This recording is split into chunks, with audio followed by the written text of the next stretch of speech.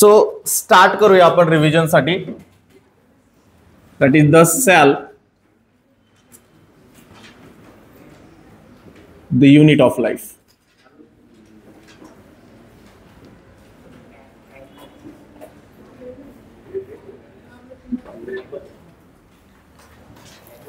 Okay, so revision session मध्ये cell the unit of life आपण start करणार आहे. आता cell means what? So cell is the structural and functional unit of life.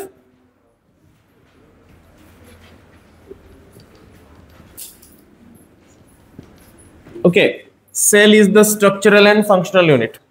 कारण बॉडीचं पूर्ण स्ट्रक्चर जे आहे तर ते सेल पासून बनलेलं आहे आणि बॉडीचं प्रत्येक फंक्शन हे सेल कोऑर्डिनेट करत असतं. जसं की एखादी भिंत बांधण्यासाठी, एखादी वॉल बांधण्यासाठी आपण ब्रिक्स ठेवतो एकमेकांवरती, जसं विटा ठेवतो आणि विटाने पूर्ण भिंतीचं स्ट्रक्चर बनतं. त्याच पद्धतीने प्रत्येक लिव्हिंग ऑर्गॅनिझमचं स्ट्रक्चर जे आहे तर ते सेल पासून बनलेलं आहे. पण यामध्ये असलेल्या ज्या सेल आहेत तर त्या सगळ्या वेगवेगळ्या प्रकारच्या सेल आहेत. असं नाही की युनिफॉर्मली सेल आहे, सगळ्यांचा टाईप जो आहे तर तो वेगवेगळा असतो. पण त्यांचं ओरिजिन जे झालेलं असतं तर ते सगळं एकाच सेल पासून झालेलं असतं, that is the zygote. Okay, zygote पासूनच सगळ्या सेल ज्या आहेत तर त्या तयार झालेल्या आहेत. मग जर सेल ज्या आहे तर त्या एकाच सेल पासून बनलेल्या असेल तर त्यांच्यामध्ये डायव्हर्सिफिकेशन कसं येतं? तर बघा, एक टर्मिनॉलॉजी आहे, that is the suppose for example एक आपल्याकडे जी सेल आहे तर ही जी सेल आहे तर ही स्टेम सेल आहे. ओके, स्टेम सेल आहे. आणि या स्टेम सेल पासून, आता स्टेम सेलचा मिनिंग हा नाही घ्यायचा की खोडाची सेल. स्टेम सेलचा मिनिंग हा घ्यायचा की ही एक जनरलाइज सेल आहे की जिच्यामध्ये ॲबिलिटी आहे कुठल्या पण सेलमध्ये कन्वर्ट होण्याची, तिला म्हणायचं स्टेम सेल. आणि स्टेम सेल ज्या आहे तर त्या डिफरन्शिएट होतात. ओके, याला म्हणायचं डिफरन्सिएशन.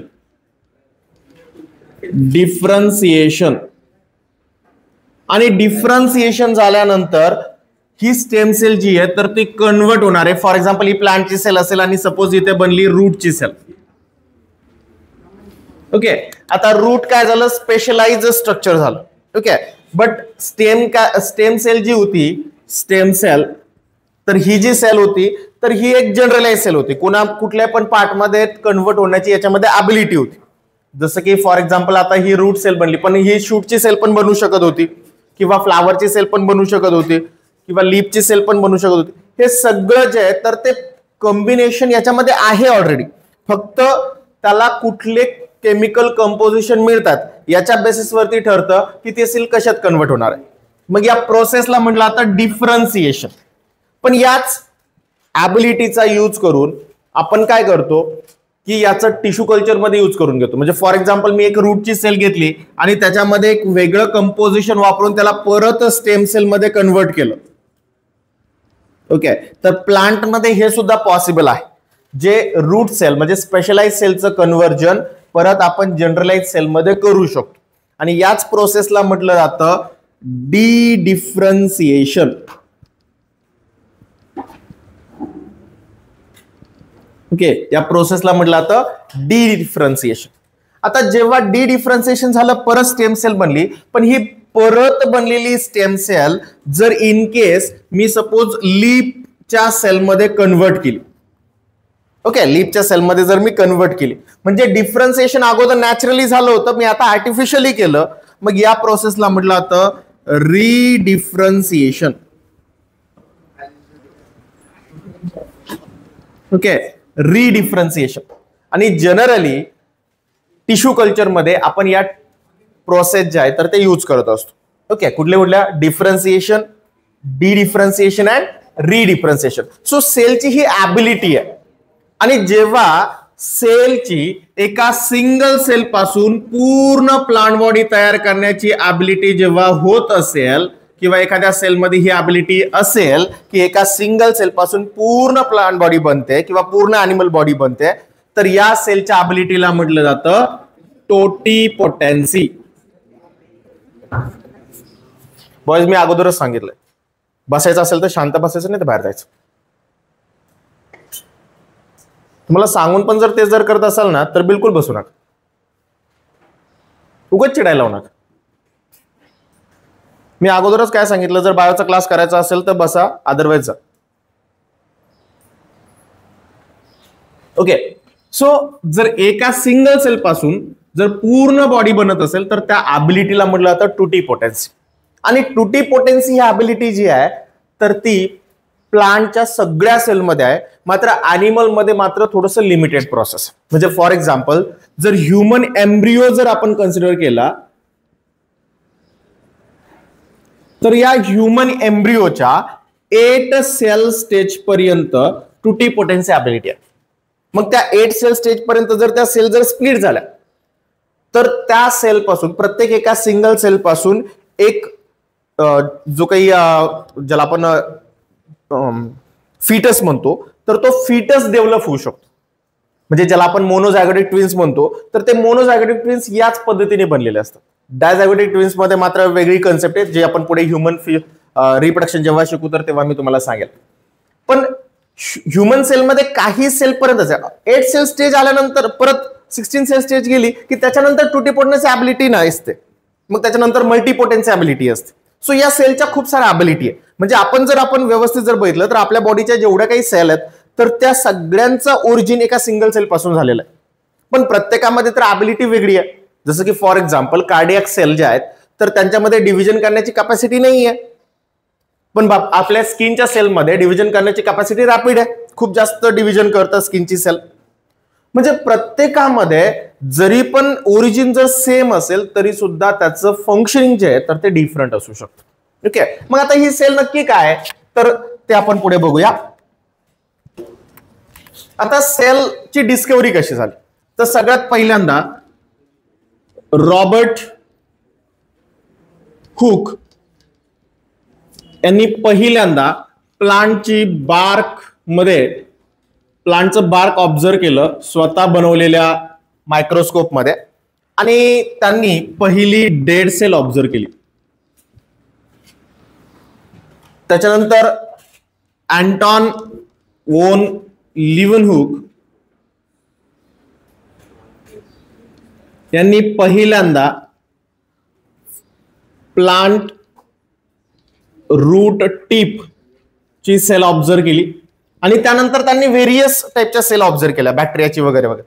म्हणजे पहिली लिव्हिंग सेल ऑब्झर्व करण्यात कुणी केली होती तर ती केली होती अँटॉन ओन लिव्हनहुकने केली होती.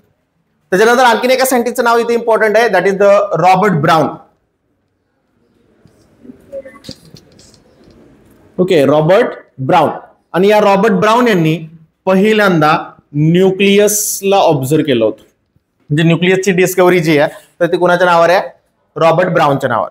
So Robert Hooke, Anton van Leeuwenhoek and Robert Brown या तिघांचे नाव इथे लक्षात ठेवायचे. ओके, सेल डिस्कव्हरी मध्ये ज्यांनी स्वतः बनवलेले मायक्रोस्कोप वापरले होते, तोपर्यंत कुणी मायक्रोस्कोप डिझाईन केलेले नव्हते. ओके, एवढ्या गोष्टी लक्षात ठेवायच्या. आता त्याच्यानंतर एक न्यू कन्सेप्ट आपण शिकलो होतो, that is the cell theory.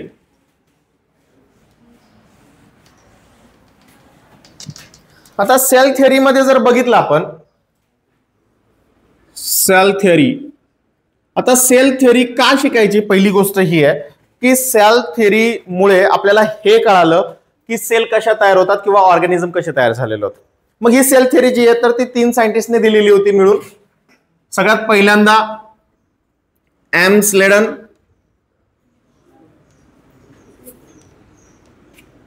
दुसरा होता टी श्वान अँड थर्ड होता रॉबर्ट वर्च्यू. आता स्लेडननी काय सांगितलं किंवा स्लेडन आणि स्वॅनने एकत्रितपणे काय सांगितलं, all plants and animal made by the cell and cellular product.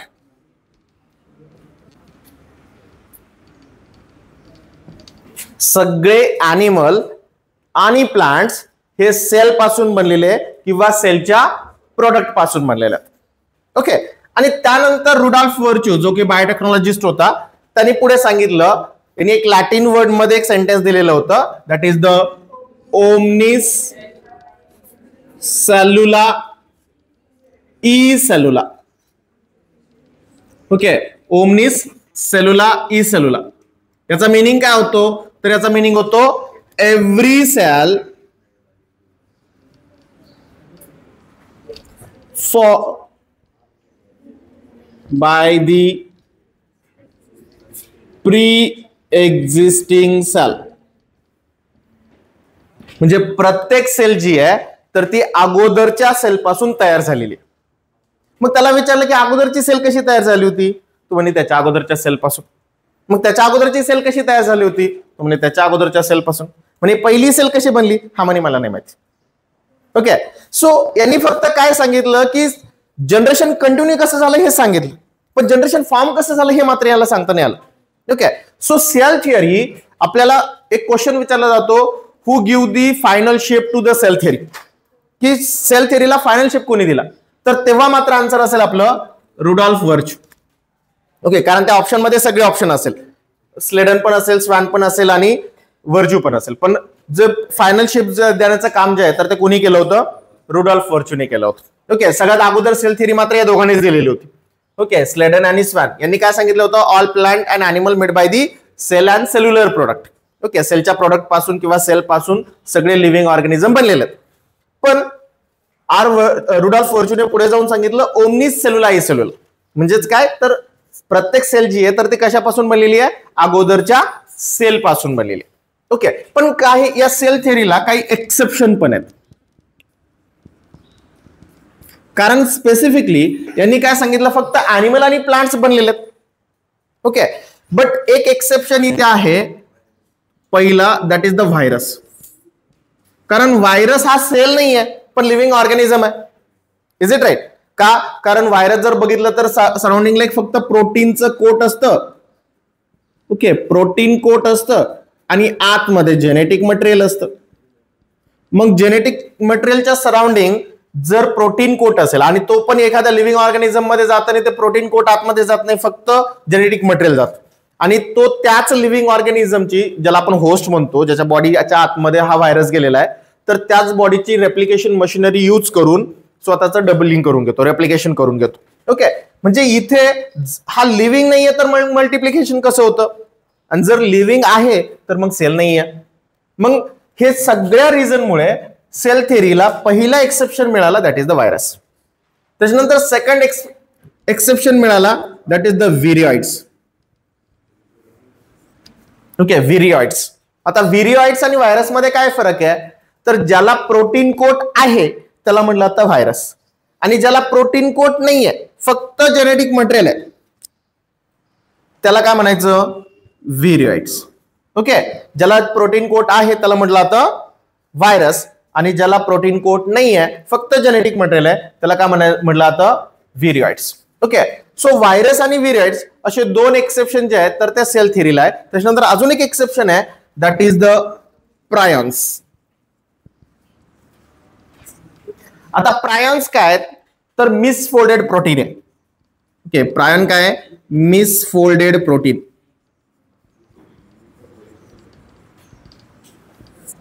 Okay, misfolded protein. आता असे मिसफोल्ड प्रोटीन आहे की जे दुसऱ्या करेक्टली फोल्डेड प्रोटीन्सला सुद्धा काय करून टाकतात? मिसफोल्ड करून टाकतात. आणि जेव्हा असे खूप सारे मिसफोल्डेड प्रोटीन म्हणजेच प्रायॉन्स बॉडीमध्ये ब्रेनच्या साईडला अक्युमुलेट होतात आणि त्या ब्रेनच्या सेलला खायला लागतात, आणि त्याच्यामुळे येतं मेंटल रिटार्डेशन आणि खूप सारे डिसीजेस. आणि सगळ्यात महत्वाचं, हे एका ऑर्गॅनिझम मध्ये मधून दुसऱ्या ऑर्गॅनिझम मध्ये जर आपण त्या ऑर्गॅनिझमचं जर मीठ खाल्लं तर त्यामध्ये ते ट्रान्सफर होऊ शकतं. ओके, मग आता हे प्रायॉन्स जे आहेत तर ते त्याच्यावरून काही डिसीजेस पण आहे, जसं की फॉर एक्झाम्पल एक आहे मॅड काऊ डिसीज.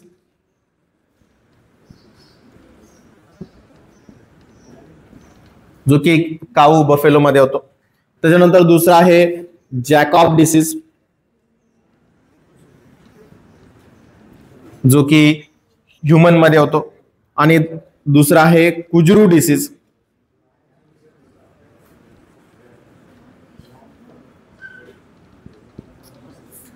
ओके, कुजरू डिसीज जो की शीप आणि गोट मध्ये होतो. तर असे 3 डिसीज जे आहेत तर ते प्रायॉन्स मुळे होतात.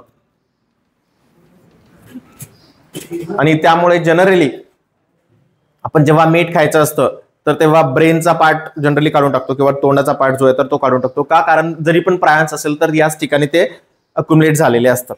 ओके, सो प्रायांसमुळे आता प्रायांस लक्षात कसं ठेवायचं तर क्लास मधला एखादा टुकार मुलगा लक्षात ठेवायचा.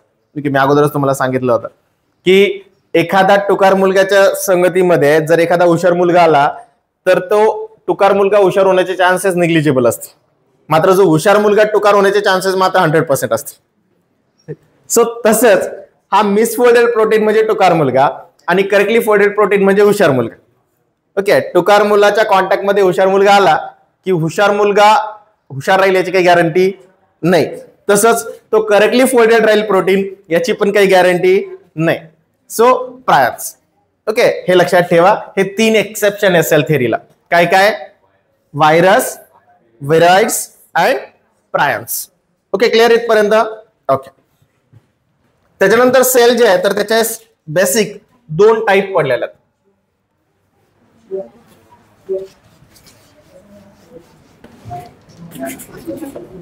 ओके, सेलचे जे तर ते 2 टाईप आहेत. त्यामध्ये फर्स्ट जी सेल आहे that is the prokaryotic sale.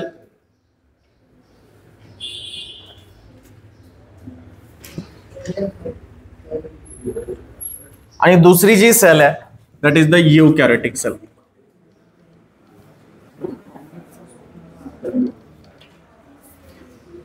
Okay, आता प्रोकॅरियोटिक सेल त्याच्या नावातच आहे pro that means primitive, that means not completely develop.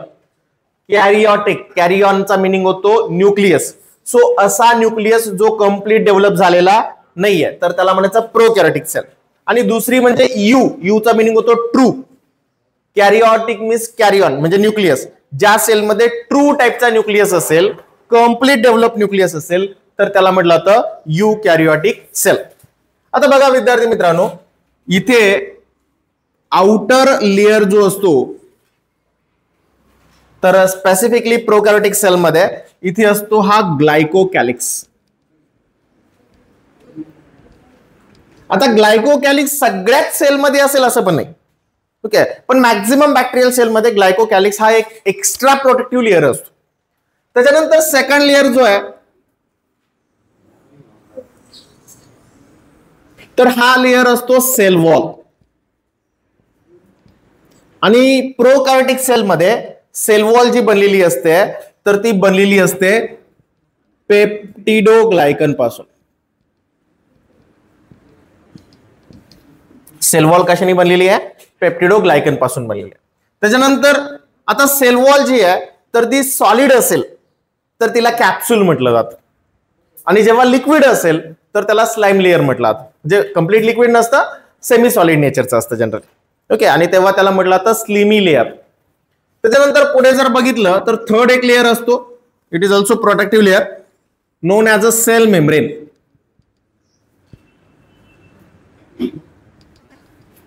आणि सेल मेम्ब्रेन जो आहे तर तो बनलेला असतो लिपिड बायलेअर पासून. हे लिपिड बायलेअर काय तर पुढे आपण डिस्कस करू प्लाझ्मा मेम्ब्रेन किंवा सेल मेम्ब्रेन डिटेल बघत असताना. आणि आतमध्ये खूप सारं असं सेमी सॉलिड मटेरियल आहे. सेमी सॉलिड मटेरियल आहे त्याला म्हटलं जातं सायटोसोल. आणि या सायटोसोल मध्ये इथे मध्ये कुठेतरी जेनेटिक मटेरियल असतं. जिथे जेनेटिक मटेरियल असेल तर त्या एरियाला इथे कन्सिडर केलं जातं न्यूक्लिओइड.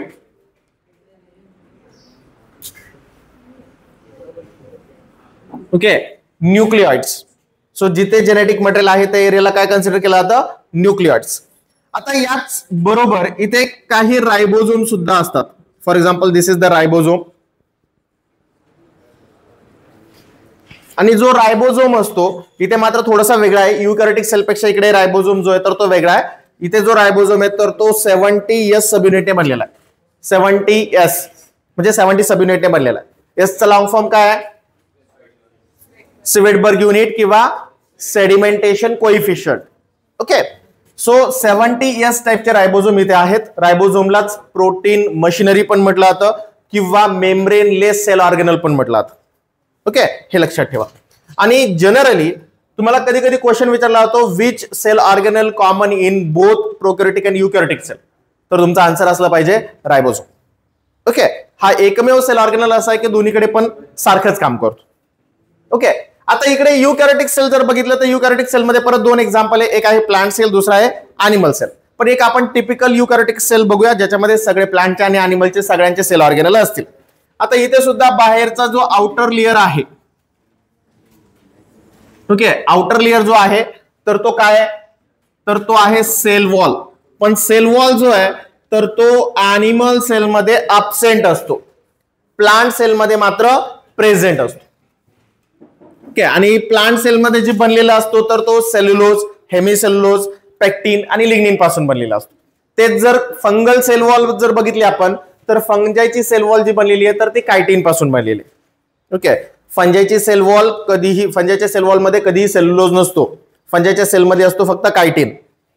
आणि अॅनिमल सेल मध्ये सेल वॉल अब्सेंट असते. ओके, अॅनिमल सेल मध्ये कुठल्या अॅनिमल मध्ये सेल वॉल नाहीये. आणि प्लांट मध्ये जी सेल वॉल आहे तर ती बनलेली कशानी आहे, सेल्युलोज, हेमिसेल्युलोज, पेक्टिन, लिग्निन. काही मध्ये मॅनन्स पण असेल, काही मध्ये पेक्टोज पण असेल, जसं की अल्गी मध्ये. त्याच्यानंतर सेकंड लेअर जो आहे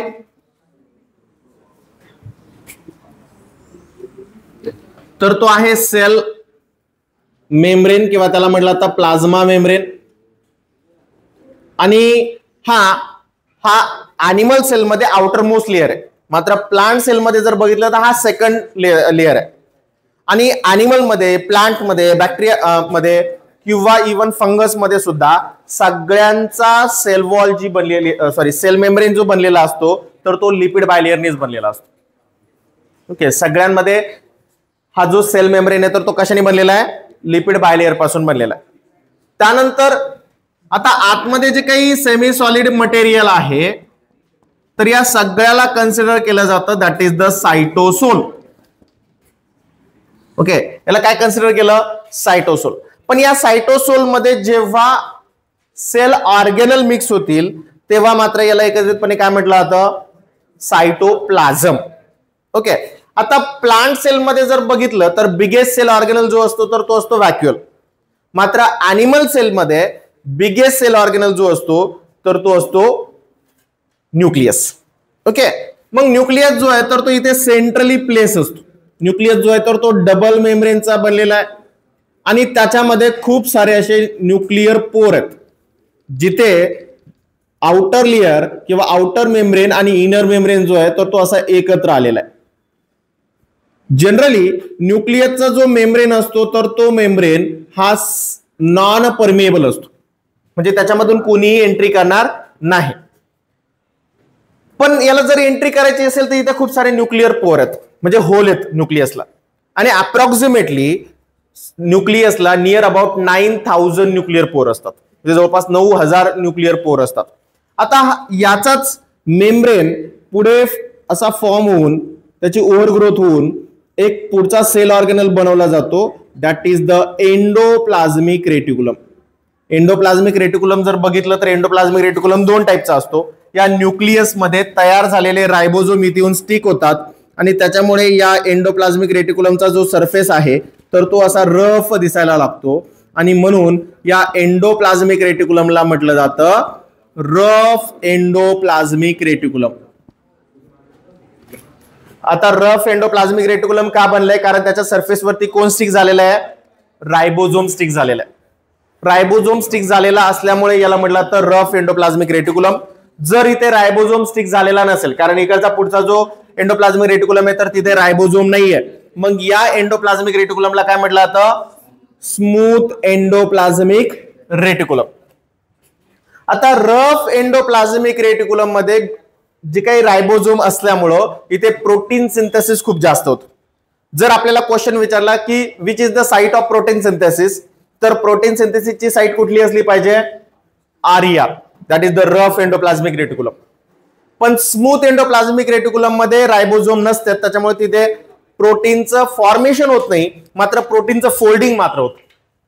ठीक आहे, प्रोटीन फोल्डिंग होतं. आता प्रोटीन फोल्डिंग का होतं, कारण तिथे असलेले जे ट्युब्युल्स आहेत म्हणजे दोन याच्यामध्ये असलेली जी जागा आहे तर ती जास्त असते. ओके, हा जो बाहेर आलेला पार्ट आहे प्लेट लाईक स्ट्रक्चर, तर त्याला म्हटलं जातं सिस्टर्नी. आणि दोन प्लेट लाईक स्ट्रक्चर जोडण्याचं काम जिथे मध्ये केलं जातं तर त्याला म्हटलं जातं ट्युब्युल्स. आणि त्याच्यापासून बाहेर जेव्हा प्रोटीन पाठवला जातो एखाद्या व्हेसिकल मध्ये, एखाद्या पॅकिंग फॉर्मॅटमध्ये, तर त्याला म्हटलं जातं व्हेसिकल. सो अशा 3 पार्टनी हे एंडोप्लाझ्मिक रेटिक्युलम बनलेलं असतं, सिस्टर्नी, ट्युब्युल्स अँड व्हेसिकल. आता त्यातल्या रफ एंडोप्लाझ्मिक रेटिक्युलम मध्ये सिस्टर्नीची साईज मोठी असते. ओके, आणि स्मूथ एंडोप्लाझ्मिक रेटिक्युलम मध्ये ट्युब्युलची साईज मोठी असते. का? कारण सिस्टर्नीचा साईज जास्त कशासाठी आहे, तर त्याच्यावरती रायबोझोम काय झाले पाहिजे, स्टिक झाले पाहिजे. आणि त्याच्यामुळे तिथे प्रोटीन फॉर्मेशन जे आहे तर ते जास्त होतं. आणि तेच जर आपण स्मूथ एंडोप्लाझ्मिक रेटिक्युलम मध्ये जर बघितलं तर तिथे व्हेसिकल जे आहे तर त्याची साईज लार्ज असते, जेणेकरून तिथे जागा मिळते प्रोटीन फोल्डिंगसाठी. त्याचबरोबर स्मूथ एंडोप्लाझ्मिक रेटिक्युलम मध्ये डिटॉक्सिफिकेशन सुद्धा केलं जातं. आणि डिटॉक्सिफिकेशन करण्यासाठी इथे एक प्रोटीन असतो ज्याचं नाव आहे सायटोक्रोम P450. काय नाव आहे? सायटोक्रोम P450. आणि हा सायटोक्रोम P450 काय करतो तर डिटॉक्सिफिकेशन करतो. आपल्या बॉडीमध्ये मॅक्झिमम डिटॉक्सिफिकेशन हा प्रोटीन करतो, सायटोक्रोम P450. ओके, त्याच्यानंतर स्मूथ एंडोप्लाझ्मिक रेटिक्युलम मध्ये अजून काय प्रोडक्शन होतं तर लिपिडचं प्रोडक्शन होतं आणि स्टेरॉइड हार्मोनचं प्रोडक्शन सुद्धा होतं. बघा काय काय सांगितलं, प्रोटीन फोल्डिंग, त्यानंतर डिटॉक्सिफिकेशन, लिपिड सिंथेसिस आणि स्टेरॉइड हार्मोन सिंथेसिस, असं 4 फंक्शन जे आहे तर ते स्मूथ एंडोप्लाझ्मिक रेटिक्युलमचे असतात. आता स्मूथ एंडोप्लाझ्मिक रेटिक्युलमचाच पार्ट कट होऊन पुढे एक प्लेट लाईक स्ट्रक्चर बनवतो आणि त्याला आपण म्हणतो गोल्गी ॲपरेटस. आता हे गोल्गी ॲपरेटस जे आहे तर तो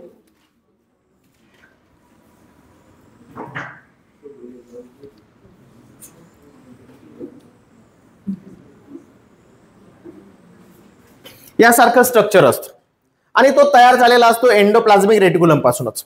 आता त्यातला पहिली प्लेट जी असते तर तिला म्हटलं जातं ERGIC, दुसरी जी प्लेट आहे तर तिला म्हटलं जातं सीस गोल्जी, त्याच्यानंतर तिसरी जी आहे तर तिला म्हटलं जातं ट्रान्स गोल्जी, नंतर असतो मीडियन गोल्जी, त्याच्यानंतर ट्रान्स गोल्जी, त्याच्यानंतर ट्रान्स गोल्जी नेटवर्क.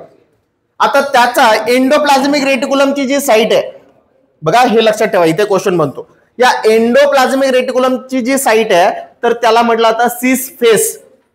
आणि जो पुढचा जो पार्ट इकडचा प्लाझ्मा मेम्ब्रेनच्या साईडचा तर याला म्हटलं जातं ट्रान्सफेस. आणि कम्प्लीट याचं जे नाव आहे तर ते आहे Golgi apparatus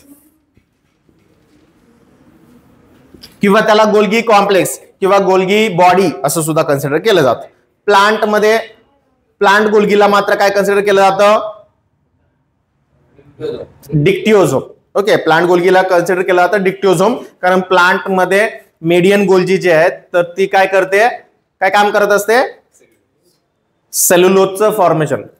okay, median Golgi जी आहे तर ते सेल्युलोज प्रोडक्शन करते. आता ॲनिमल मध्ये किंवा प्लांट मध्ये गोल्गीचं काम काय तर गोल्गीचे जनरली 2 काम आहेत. एक आहे post transcriptional modification, post translational modification, म्हणजे जे प्रोटीन आहे तर त्याच्यावरती मॉडिफिकेशन करायचं. आणि दुसरं काम काय तर प्रोटीन टार्गेटिंग. हा प्रोटीन कुठल्या सेल ऑर्गेनल पर्यंत पोहोचवायचा तर ते पोहोचवण्याचं काम जे आहे तर ते गोल्गी बॉडी करते. आणि म्हणून ट्रान्स गोल्जी नेटवर्कला कन्सिडर केलं जातं central post office of the cell आणि गोल्गी बॉडीला कन्सिडर केलं जातं middle man of the cell. कारण मॅक्झिमम ॲनिमल सेलमध्ये गोल्गी बॉडी जी आहे तर ते सेलच्या मिडल पोझिशनला असते आणि म्हणून त्याला middle man of the cell पण म्हटलं जातं. त्याच्यानंतर प्लांट सेलमध्ये इथे एक असा त्रिकोणी असा व्हॅक्युअल पण असतो. ओके, हा व्हॅक्युअल, आणि या व्हॅक्युअलचा पीएच जो असतो तर तो पीएच असतो 5 आणि त्याच्या सराउंडिंगचा जो लेअर असतो तर त्याला म्हटलं जातं दॅट इज द टोनोप्लास्ट.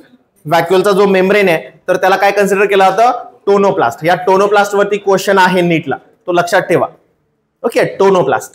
त्याच्यानंतर आता प्लांट सेलमध्ये या व्हॅक्युअल मध्ये काय होईल तर स्टोरेज होईल. ॲनिमल सेलमध्ये व्हॅक्युअल छोट्या साईजचा असतो, मात्र प्लांट सेलमध्ये नियर अबाउट त्या सेलचा 90 to 92% पार्ट हा फक्त व्हॅक्युअलने ऑक्युपाय केलेला असतो. म्हणजे प्लांट सेलमध्ये बिगेस्ट सेल ऑर्गेनल कोण आहे, व्हॅक्युअल. मात्र ॲनिमल सेलमध्ये बिगेस्ट सेल ऑर्गेनल जो आहे तर तो आहे न्यूक्लियस. आता या न्यूक्लिअर मेम्ब्रेनच्या आतमध्ये जेवढा पार्ट आहे तर त्याला म्हटलं जातं न्यूक्लिओप्लाझम. आणि या न्यूक्लिओप्लाझम मध्ये एक लार्ज पार्ट असतो त्याला म्हटलं जातं न्यूक्लियस, आणि छोटा पार्ट आहे तर त्याला म्हटलं जातं काजल बॉडी. या जो लार्ज पार्ट आहे तर त्याच्यामध्ये जेनेटिक मटेरियल असतं, आणि काजल बॉडीमध्ये रायबोझोमच्या सबयुनिटची असेंब्ली केली जाते. सिंथेसिस होतं न्यूक्लियोलस मध्ये, असेंब्ली मात्र कुठे होते? काजल बॉडीमध्ये. ओके, त्याच्यानंतर आणखीन एक सेल ऑर्गेनेल इथे असतो फॉर दी एनर्जी प्रोडक्शन. हा प्लांट मध्ये अॅनिमल मध्ये दोन्हीकडे पण असतो, आणि याला कन्सिडर केलं जातं दॅट इज द माइटोकॉन्ड्रिया. आता माइटोकॉन्ड्रिया जो आहे तर त्याला कन्सिडर केलं जातं as the power house of the cell. का power house of the cell म्हटलं जातं? कारण बेसिकली या दोन सेलच्या रिएक्शन परफॉर्म करण्याचं काम हे करत असतं. पहिली रिएक्शन कुठली आहे? तर पहिली रिएक्शन आहे TCA सायकल, त्याला ट्रायकार्बोझिलिक ऍसिड सायकल म्हटलं जातं, आणि ही माइटोकॉन्ड्रियाच्या मॅट्रिक्स मध्ये होते, त्याच्यापासून पण ATP मिळतात. आणि दुसरी सायकल होते that is the electron transport chain, आणि इलेक्ट्रॉन ट्रान्सपोर्ट चेन जी होते तर ती होते इनर मेम्ब्रेन ऑफ माइटोकॉन्ड्रिया. आणि माइटोकॉन्ड्रियाच्या इनर मेम्ब्रेन वरती ही इलेक्ट्रॉन ट्रान्सपोर्ट चेन होते. या दोन सायकल मॅक्झिमम ATP प्रोडक्शन करतात, आणि ATP जी असते तर ती एनर्जी करन्सी असते प्रत्येक लिव्हिंग ऑर्गॅनिझमची. आणि म्हणून या माइटोकॉन्ड्रियाला म्हटलं जातं power house of the cell. या माइटोकॉन्ड्रियाकडे स्वतःचा जिनोम पण आहे, आणि स्वतःचा जिनोम जो आहे तर तो प्रोकॅरियोटिक सारखा आहे. याच्यामध्ये असणारे रायबोझोम सुद्धा प्रोकॅरियोटिक सारखे आहे, आणि म्हणून असं कन्सिडर केलं जातं की कधी काळी ही सेल जी आहे तर ती एक सेपरेट लिव्हिंग ऑर्गॅनिझम असू शकत होती ऍज अ प्रोकॅरियोटिक सेल, आणि आता मात्र ती युकॅरियोटिक सेलच्या आतमध्ये, म्हणून हिला म्हटलं जातं सेमी ऑटोनॉमस सेल ऑर्गॅनल. काय म्हटलं जातं? Yes, semi autonomous cell organelle. का? कारण हिच्याकडे स्वतःचा जिनोम. आता प्लांट मध्ये जर कन्सिडर केलं तर दोन सेल ऑर्गॅनल असतात ज्यांना सेमी ऑटोनॉमस सेल ऑर्गॅनल म्हणतो, एक माइटोकॉन्ड्रिया आणि दुसरं क्लोरोप्लास्ट. पण तेच जर आपण अॅनिमल सेल मध्ये जर बघितलं तर अॅनिमल सेल मध्ये मात्र एकच सेल ऑर्गॅनल अशी आहे जिला म्हटलं जातं semi autonomous cell organelle, that is the mitochondria. आता दुसरा सेल ऑर्गॅनल जो आहे जो की प्लांट सेल मध्ये असतो दॅट इज द क्लोरोप्लास्ट.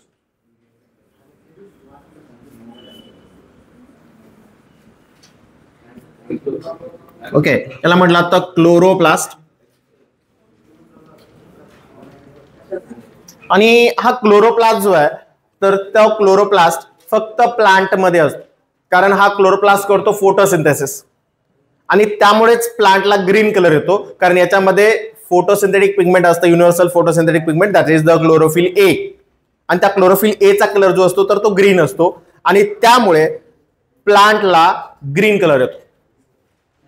जर क्लोरोप्लास्ट अॅनिमल मध्ये असता तर अॅनिमलच्या स्किनचा कलर सुद्धा कसा झाला असता? ग्रीन झाला असता, आणि अॅनिमलला सुद्धा फूड बनवण्याची गरज पडली नसती, कारण फोटोसिंथेसिस झालं असतं. मात्र अॅनिमल मध्ये नाहीये, फक्त प्लांट मध्ये हा क्लोरोप्लास्ट आहे, आणि ऍक्च्युअली हा क्लोरोप्लास्टच अॅनिमल आणि प्लांटला वेगळा करतो. ओके, अॅनिमल किंगडम आणि प्लांट किंगडमला वेगळं काय करतो? Because chloroplast. आणि प्लांट सेल मध्ये क्लोरोप्लास्ट आहे म्हणून आपण प्लांटला ऑटोट्रॉपिक ऑर्गॅनिझम म्हणतो. Autotrophic means they prepare their own food material, स्वतःचं अन्न स्वतः तयार करणार. पण प्लांट मध्ये जसं क्लोरोप्लास्ट आहे तसा अॅनिमल सेल मध्ये क्लोरोप्लास्ट नाहीये, आणि त्याच्यामुळे अॅनिमल सेल मध्ये फोटोसिंथेसिस होत नाही, स्वतःचा फूड मटेरियल स्वतः बनवता येत नाही, आणि म्हणून आपण अॅनिमलला म्हणतो heterotrophs. That is they depend on others, दुसऱ्यांवरती डिपेंड असणार आहे. ओके, त्याच्यानंतर आणखीन एक सेल ऑर्गॅनल असतं एक, दॅट इज द लायसोझोम. ओके, एक लायसोझोम म्हणून एक सेल ऑर्गॅनल असतं, छोटंसं सेल ऑर्गॅनल आहे ज्याच्यामध्ये 50 डिफरंट टाइप ऑफ हायड्रोलायटिक एन्झाईम आहे. आता या 50 हायड्रोलायटिक एन्झाईम असल्यामुळं याच सेल ऑर्गॅनलला कन्सिडर केलं जातं that is the suicidal bag of the cell. आता सुसाइडल बॅग का म्हटलं? कारण बॉडीमध्ये जेवढं डिकम्पोजिशन करायचंय, जेवढ्या सेल ऑर्गॅनलला डेथ करायचं किंवा एखाद्या सेलची डेथ कॉज करायची आहे किंवा ज्याचं रिसायकलिंग करायचंय, असं सगळं मटेरियल डिकम्पोजिशनसाठी किंवा ब्रेकडाऊन करण्यासाठी पाठवलं जातं लायसोझोम मध्ये. आणि लायसोझोम मध्ये असणारे जे 50 हायड्रोलायटिक एन्झाईम आहे ते सगळे पीएच स्पेसिफिक आहे, ते फक्त पीएच 5 ला काम करतात आणि म्हणून या लायसोझोमचा पीएच सुद्धा किती असतो? 5 असतो. ओके, पीएच किती असतो? 5 असतो.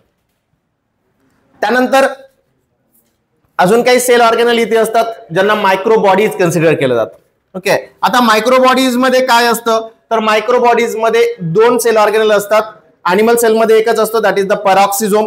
मात्र प्लांट सेल मध्ये एक स्पेशल टाइपचा पॅरॉक्सिझोम पण असतो, एक नॉर्मल पॅरॉक्सिझोम आणि एक स्पेशल टाइपचा पॅरॉक्सिझोम, दॅट इज द ग्लायॉक्सिझोम. आता ग्लायॉक्सिझोम का म्हटलं? कारण तो पॅरॉक्सिझोमच आहे, फक्त त्याच्यामध्ये 2 एन्झाईम एक्स्ट्रा आहेत. एक आहे आयसोसायट्रेट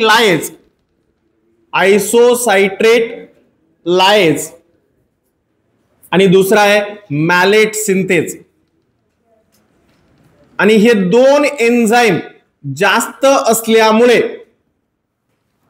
त्या स्पेशल पॅरॉक्सिझोम बनतो ज्याला म्हटलं जातं ग्लायऑक्सिझोम. आता ग्लायऑक्सिझोम पण नाव का पडलं? कारण हा टीसीए सायकलला एक आणखी एक आउटपुट काढतो आणि त्याला म्हटलं जातं ग्लायऑक्सिलेट सायकल.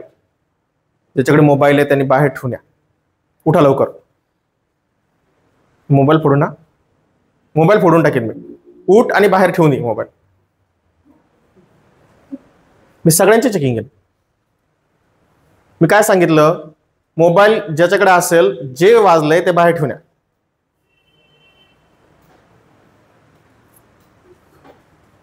बिलकुल डिसिप्लिन नाही राहिली तुम्हाला. एकदा सांगितलं माणूसाला काय जोकर समजतात काय माहिती. ओके, सो हियर जे स्पेशल ज्या मायक्रो बॉडीज आहे याला म्हटलं जातं micro body. Okay, micro bodies. आणि या मायक्रो बॉडीज 2 प्रकारच्या असतात. अॅनिमल सेल मध्ये एकच असते, कुठली? पॅरॉक्सिझोम. यस, पॅरॉक्सिझोम. आणि प्लांट मध्ये मात्र 2 आहे, पॅरॉक्सिझोम पण आहे आणि दुसरं ग्लायऑक्सिझोम पण आहे. आता याचं ऍक्च्युअल फंक्शन काय? तर मायटोकॉन्ड्रिया काय करते? ज्या 16 कार्बनच्या फॅटी ऍसिड चेन असेल, म्हणजे अप टू द 16 कार्बन, तर त्यांचं ब्रेकडाऊन हे मायटोकॉन्ड्रियामध्ये होतं. पण 16 कार्बन पेक्षा मोठ्या फॅटी ऍसिड चेन जर असेल तर त्याचं ब्रेकडाऊन मात्र या मायटोकॉन्ड्रियाला करता येत नाही. मग त्याच्यापेक्षा मोठे म्हणजे 16 कार्बन पेक्षा मोठे असलेले जे काय फॅटी ऍसिड चेन आहे त्याचं जर ब्रेकडाऊन करायचं असेल तर ते मात्र केलं जातं या मायक्रो बॉडीज मध्ये, दॅट इज द पॅरॉक्सिझोम. या पॅरॉक्सिझोम मध्ये केलं जातं. म्हणजे फक्त 16 कार्बन पर्यंत आणेपर्यंत. त्याच्यानंतर 16 कार्बनचा फॅटी ऍसिड चेन झाला की त्याला पाठवलं जातं मायटोकॉन्ड्रियामध्ये आणि मग तिथे त्याचं ब्रेकडाऊन केलं जातं आणि त्याच्यापासून एनर्जी बनवली जाते. सो फॅटी ऍसिडचं जर ब्रेकडाऊन करायचं असेल तर हे 2 सेल ऑर्गेनल रिस्पॉन्सिबल असतात, मायटोकॉन्ड्रिया अँड पॅरॉक्सिझोम. ओके, पॅरॉक्सिझोमला बाकीचं जास्त काही काम नाहीये म्हणून त्याला म्हटलं जातं मायक्रो बॉडीज. ओके, जास्त काही काम नाहीये. तर हे आहे युकॅरियोटिक सेल आणि ही आहे प्रोकॅरियोटिक सेल. आता यामध्ये बघा, जनरली जसं न्यूक्लियस पासून एंडोप्लाझमिक रेटिक्युलम बनला, एंडोप्लाझमिक रेटिक्युलम पासूनच गोल्गी बॉडी बनली, गोल्गी बॉडी पासूनच व्हॅक्युअल आणि लायसोझोम बनलेला आहे. मग हे सगळे एकाच मेम्ब्रेन पासून बनलेले आहेत म्हणून यांना म्हटलं जातं एंडो मेम्ब्रेन सिस्टीम. कोण कोण येतं एंडो मेम्ब्रेन सिस्टीम मध्ये? Nucleus, endoplasmic reticulum, Golgi body, vacuole and lysosome. याच्यामध्ये बाकीचे सेल ऑर्गेनल येत नाही, एवढेच येतात. कोण? Nucleus, endoplasmic reticulum, Golgi body, vacuole आणि लायसोझोम. त्यानंतर 2 सेल ऑर्गेनल असे ज्यांना सेमी ऑटोनॉमस सेल ऑर्गेनल म्हटलं जातं. कुठले कुठले? Mitochondria and chloroplast. त्याच्यानंतर याच बरोबर अॅनिमल सेलमध्ये काही सायटोस्केलेटन पण असतात. अॅनिमल सेलमध्ये पण असतात, प्लांट सेलमध्ये पण असतात. जसं की मायक्रो ट्युब्युल, त्याच्यानंतर मायक्रो फिलामेंट, इंटरमिडिएट फिलामेंट हे असतं. पण आता मायक्रो ट्युब्युल अॅनिमल सेलमध्ये ट्युब्युलिन प्रोटीनने बनलेला असतो, तसा प्लांट सेलमध्ये पण ट्युब्युलिन प्रोटीनने बनलेला असतो. मग दोन्हीमध्ये चेंजेस काय? तर मायक्रो ट्युब्युल प्लांट सेलमध्ये ऍज अ स्पिंडल फायबर म्हणून पण काम करतो जेव्हा सेल डिवाइड करायची असते तेव्हा. पण प्लांट सेलमध्ये मायक्रोट्युब्यूल हा स्पिंडल फायबरचं काम करतो आणि अॅनिमल सेलमध्ये मात्र सेंट्रोझोम स्पिंडल फायबर फॉर्म करतो. ओके, तिथे मायक्रोट्युब्यूल काम नाही करत डायरेक्ट. तर हे थोडंसं डिफरन्सिएशन आहे, तर ते लक्षात ठेवा. आता कधी कधी या प्रोकॅरियोटिक सेलला एखादी इथे फ्लाजेला पण आलेली असते. ओके, जर फ्लाजेलिन प्रोटीन असेल तर फ्लाजेला एक असेल किंवा दोन असेल, ज्यांचं कॉर्डिनेशन नसतं, ज्या वेगवेगळ्या काम करू शकतात. ओके, युनिफॉर्मली मुवमेंट नसतं. पण काही प्रोकॅरियोटिक सेल वरती ऍज अ बॅक्टेरिया म्हणून तर याच्यावरती खूप साऱ्या अशा सिलिया आलेल्या असतात. Okay, cilia. आणि जर सिलिया जर सगळ्या साईडनी जर असेल तर या युनिफॉर्मली मुवमेंट करतात, म्हणजे एकाच वेळेस मुवमेंट करू शकतात सगळ्या. आता काही प्रोकॅरियोटिक सेलमध्ये इथे असा हा जो मेम्ब्रेन आहे तर तो असा आतमध्ये फॉर्म झालेला असतो, याला मायक्रोविलाय म्हटलं जातं. आणि मायक्रोविलाय आपल्याला अॅनिमल सेलमध्ये सुद्धा बघायला मिळतात. प्लांट सेलमध्ये मायक्रोविलाय कधीही नसतात, मात्र अॅनिमल सेलमध्ये सुद्धा बघायला मिळतात. बॅक्टेरियामध्ये असतात त्याच पद्धतीने त्या अॅनिमल सेलमध्ये सुद्धा असतात. प्लांट सेलमध्ये मायक्रोविलाय असत नाही. क्लिअर इथपर्यंत? एक पूर्ण चॅप्टरचा ओव्हरव्ह्यू आपण या एकाच वेळेस घेतला इथे पूर्ण. ओके, तर हे लक्षात ठेवा, खूप महत्वाचं आहे. क्लिअर आहे? याच्यामध्ये कोणाला काय डाऊट, कुणाचे काही क्वेश्चन असेल तर विचारा. यामध्ये पॅरोक्सिझोम काय माहितीये का, एक मायक्रो बॉडीज आहेत. जसं वेसिकल असतात छोट्या, तसंच वेसिकल पेक्षा थोडंसं मोठं एक बॉडीज आहे ज्याला म्हटलं जातं पॅरोक्सिझोम. ज्याच्यामध्ये काय काम केलं जातं, जे लार्ज साईजचे फॅटी ऍसिड्स आहेत तर त्याला कट केलं जातं. ओके, त्याला म्हटलं जातं पॅरोक्सिझोम. आणि प्लांट मध्ये हा पॅरोक्सिझोम एक स्पेशल टाईपचा असतो, त्याला म्हटलं जातं ग्लायक्सिझोम. काय स्पेशल आहे त्याच्यामध्ये, तर हे दोन एन्झाईम एक्स्ट्रा आहेत, आयसोसायट्रेट लायज आणि मॅलेट सिंथेज.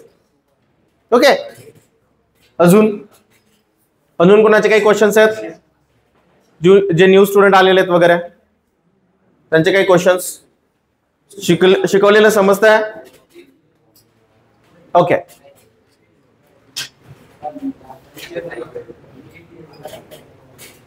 झालं. मायक्रोविलाय काय आहे तर जनरली हा जो प्लाझ्मा मेम्ब्रेन आहे तर प्लाझ्मा मेम्ब्रेन इथे रेस्ट्रिक्टेड आहे, लिमिटेड आहे. मग आता सगळ्या ऍक्टिव्हिटी तेच करायच्या, मग त्यांना जास्त सरफेस एरिया पाहिजे ना. मग हा सरफेस एरिया वाढवण्यासाठी काही प्लाझ्मा मेम्ब्रेनचा पार्ट जो आहे तर तो आतमध्ये सुद्धा वाढवला, जेणेकरून सरफेस एरिया इथे जी रिएक्शन व्हायची होती ते इथे पण होऊ शकते ना आता. मग सरफेस एरिया वाढवण्यासाठी जस्ट आतमध्ये घेतलेली जे काही प्लाझ्मा मेम्ब्रेन त्याला म्हणायचं मायक्रोविलाय. अजून आहे काही डाऊट, एनी क्वेश्चन?